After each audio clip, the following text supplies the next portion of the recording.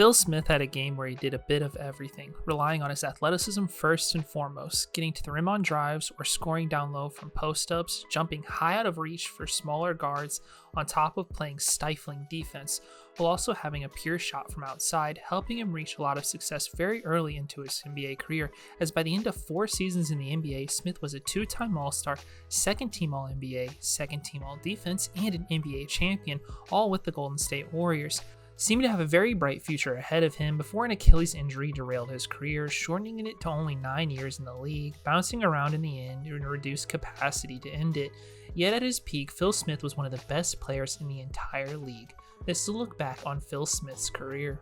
Phil Smith was born and raised in San Francisco, California, where he went on to attend Washington High School, playing some ball but never managed to gain much college interest. Seeming like his basketball career was already over, Smith would graduate high school early and follow the footsteps of his brother and attend University of San Francisco as a regular student. Meantime, Phil Smith continued to play basketball and pickup games on campus, when one day he would get noticed by the coaching staff and got offered a spot on the freshman team, as at the time freshmen could not play college ball. Smith quickly impressed against his peers and found himself on the main team the following season. Phil Smith for San Francisco went on to lead USF in scoring for each of the seasons he was there for the next 3 years, earning him 3 All-West Coast Conference selections in a row, as the Dons were clicking on the court thanks to Smith's play, winning the conference title each year he was there. Henceforth, they were in the tournament each season, making it to the Elite Eight twice before getting bounced both times to the powerhouse that was UCLA. After a successful tournament run his junior year, Phil Smith got selected first overall in the ABA draft, yet elected to return to school for his senior year, wanting to pick up his degree as basketball players weren't paid tons at the time. Phil Smith's senior season was his best statistical season as he averaged 20.7 points, 3.3 assists, and 5.1 rebounds, helping him become an All-American and further solidify himself as an NBA prospect, as teams liked his ability to do a bit of everything as he had size for a guard, utilized his athleticism, could shoot the ball well, or go to the basket on top of playing tough defense. So in the 1974 NBA draft, with the 29th overall pick, the Golden State Warriors selected Phil Smith, keeping him close to home. Smith was joining a Warriors team with playoff aspirations that starred Rick Barry and fellow rookie Jamal Wilkes. Since the team was competitive, Smith found himself coming off the bench year 1 behind Charles Johnson, resulting in Phil Smith averaging 7.7 points, 1.8 assists, and 1.9 rebounds. For a Golden State Warriors team that was thriving behind Barry nightly, going 48-34, getting the 1 seed entering the playoffs to the surprise of most, as many thought the Warriors wouldn't even make the playoffs at all entering the season. In the Western Conference semifinals, the Warriors faced the Seattle Supersonics led by Spencer Haywood and Fred Brown. The Warriors split the first 2 games at home with the Sonics after Fred Brown got hot game 2, in a game that saw Smith have his personal best of the series with 12 points and 6 rebounds, putting the Warriors on their heels heading back to Seattle for games 3 and 4. But behind Barry, the Warriors got right back on track, splitting the games, giving the Warriors home court advantage again. Game 5 saw someone else lead the way for the Warriors other than Rick Barry, and Jamal Wilkes as he carried them to a blowout win. Needing one more win heading to Seattle for Game 6, this time there would be no need to return home as the Warriors finished off the Sonics on the road thanks to another 30-plus point effort from Barry, making the Warriors the winners of what most were calling the runner-up series out west, with many predicting either Chicago or Kansas City to be the best team in the Western Conference. In the conference finals, the Warriors got the Chicago Bulls, who had Jerry Sloan, Bob Love, Norm Van Leer, and Chet Walker. The series was neck and neck throughout as Love and Walker drained jumpers, but everything they did, Rick Barry matched scoring-wise, creating a Game 7 in a series that saw Smith's role reduced. Game 7, the Warriors played different than normal, relying on scoring from everyone and not just Barry, rallying back in the second half to win the game in the Western Conference Finals, coming out on top 83-79 thanks to Jamal Wilkes looking like anything but a rookie. The Warriors were underdogs versus the Bulls, yet won, however they were even bigger ones in the finals against the Washington Bullets. The majority of sports analysts predicted the Bullets would sweep the Warriors right out of the playoffs behind its core of Wes Unseld, Elvin Hayes, Phil Chenier, and Kevin Porter. The Warriors wouldn't even be playing their home games at their normal venue as they had even scheduled an ice show because no one thought they'd even be here. Game 1, the pundits looked correct until the Warriors rallied in the second half, this time behind Phil Smith going for 20 points and 7 rebounds off the bench, taking Game 1 on the road. Game 2 followed a similar tale with the Bullets leading early before another comeback led by none other than Rick Barry gave the Warriors a 1-point victory and a 2-0 series lead headed back home, where the Warriors did what most thought was impossible, winning both games, sweeping the Bullets to win the NBA title, making Phil Smith an NBA champion year 1, with his personal highlight of the series being a poster dunk over Elvin Hayes. Smith's roll over the run to a ring was coming off the bench to provide support, averaging 6.4 points, 1.9 assists, and 1.8 rebounds. Next season, the Golden State Warriors looked to repeat as champions, with the only real shakeup being Phil Smith getting inserted into the starting lineup over Johnson, and Phil Smith would excel and then some as a starter, going on to average 20 points, 4.4 assists, and 4.6 rebounds, getting recognized as one of the best players in the league, making the All-Star team, All-NBA second team, and All-Defensive second team, even setting his career high having a 51-point game against the Phoenix Suns, truly showcasing his talents all over the court for a Warriors team that was still atop the West, going 59-23, making it back as a 1 seed. In the Western Conference semifinals, the Warriors matched up with the Detroit Pistons that featured the duo of Bob Lanier and Curtis Rowe. The series saw Phil Smith torment the Pistons, being the leading scorer in 5 of the 6 games, scoring 26 points Game 1, 34 Game 3, 31 Game 4, and 28 Game 5, with his personal best being a 37-point game to close out the series, sending the Warriors into the conference finals. In the conference finals, the Warriors played the Phoenix Suns with Paul Westphal and Alvin Adams. The Warriors were looked upon as favorites entering the series, yet quickly found themselves in a contested one, tied up through 4 games after timely baskets late Game 4 from Keith Erickson, sending it to overtime, where the Suns won, negating Smith's game-high 30 points. Game 5, Phil Smith wouldn't let Golden State drop back-to-back games, having a game high in points this time with 25, giving the Warriors the victory in a 3-2 series lead. The following game in Phoenix was a close one down the stretch, seeing the Suns lead late by 1, yet the Warriors had a chance to close the series out. Phil Smith would drive, kicking it to Wilkes, who would get his shot blocked at the horn, creating a Game 7. Game 7, things seemed to be close until Rick Barry got into a fight, and the rest of the way he seemed kinda out of a funk. Meanwhile, the Suns capitalized with a strong game from Adams, defeating the Warriors on their home court, knocking them out of the playoffs. Phil Smith was a large part of the Warriors' playoff success this season, leading the team in scoring at 24 points per game, while also averaging 4.6 assists and 4.7 rebounds over the run to the conference finals. In the offseason, the Warriors would improve their young core further through the NBA draft, selecting Robert Parrish. Phil Smith next season continued on in his same role, supporting Barry, averaging 19 points, 4 assists, and 4 rebounds, making another All-Star team. Smith also tied his career high, having another 51-point game, this time against Houston.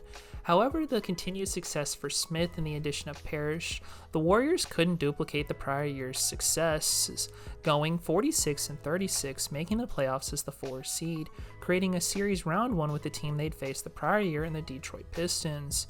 Game 1, the Pistons shocked the Warriors, picking up a victory on the road after Bob Lanier had a monstrous game. In a best-of-3 series, Game 2 was a must-win for the Warriors on the road, which they got and then some, winning by 30 points after Phil Smith had a game-high 35 points to go with 6 assists and 5 rebounds. The series-deciding Game 3 started out with neither team seeming to give an edge to the other until an all-out brawl ensued between Eric Money and Charles Dudley that even saw fans get into the mix, throwing punches.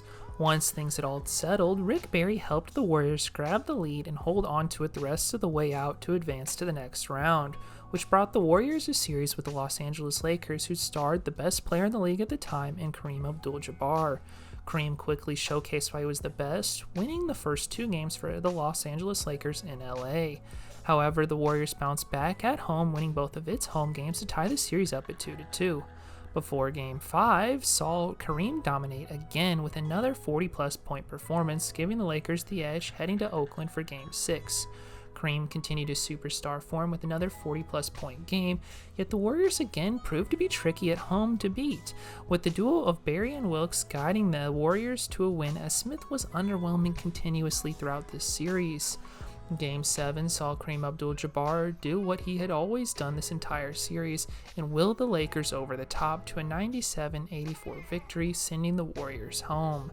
Phil Smith over the playoffs had a solid series against Detroit and then a rather disappointing one versus LA, being a part of the reason why the Warriors got knocked out of the playoffs, ending his postseason averaging 14.2 points, 4.5 assists, and 5 rebounds.